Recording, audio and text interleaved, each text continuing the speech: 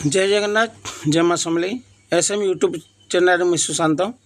आज आम आसी गंभीरपाली उमा महेश्वरी मंदिर जेनटा कि 15/7/1974 स्थापित होता। आई मंदिर रे दशरा मासे सुलह पूजा हेसी।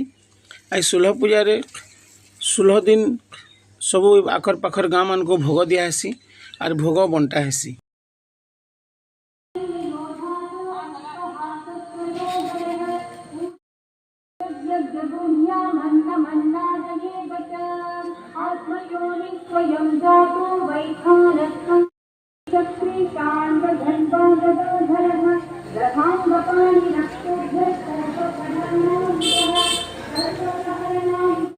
आमे आज आसी आमको डाकी आमर कुमेल सिंगार नेपाल प्रधान जेनटा कि से आज भोग देते इनु आउ ताकर संगे खलियापाली भोग गोटे आसीथिला आउ गोविंदपाली गोटे भोग आसीथिला जेनटा कि 3टा भोग आज आसीथिला इनके आउ इटा होचन आमर महेश्वरी मंदिर डोमाल समाज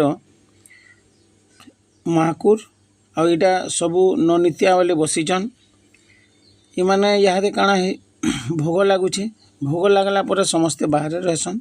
भोग लगी सारा पर मंदिर के जाकर दर्शन करसन।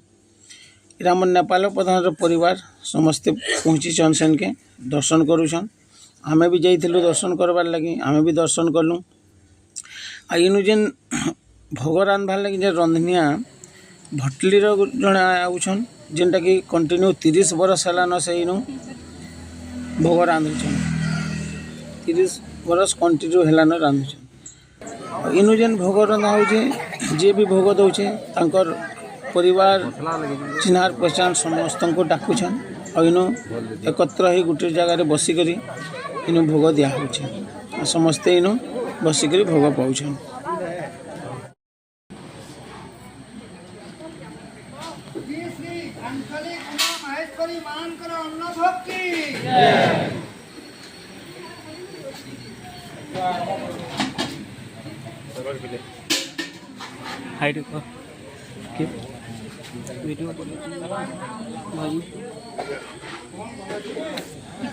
बहुत सारा लोग इनो एकत्र ही बसीचन आउ भोग खाऊन जेनटा कि थरे थी ना हुए 2 थर 3 थर भी बसन।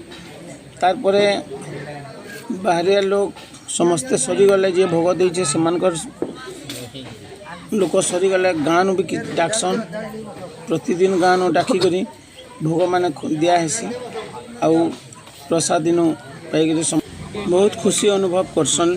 प्रसाद पाइक जेन माने भी भोग दौन माँ महेश्वरी तांको आशीर्वाद करथुन। सब वर्ष एंता भोग दौथन और सब वर्ष एंता प्रसाद पाउथन आउ तांकर परिवार सुख शांति रखुन।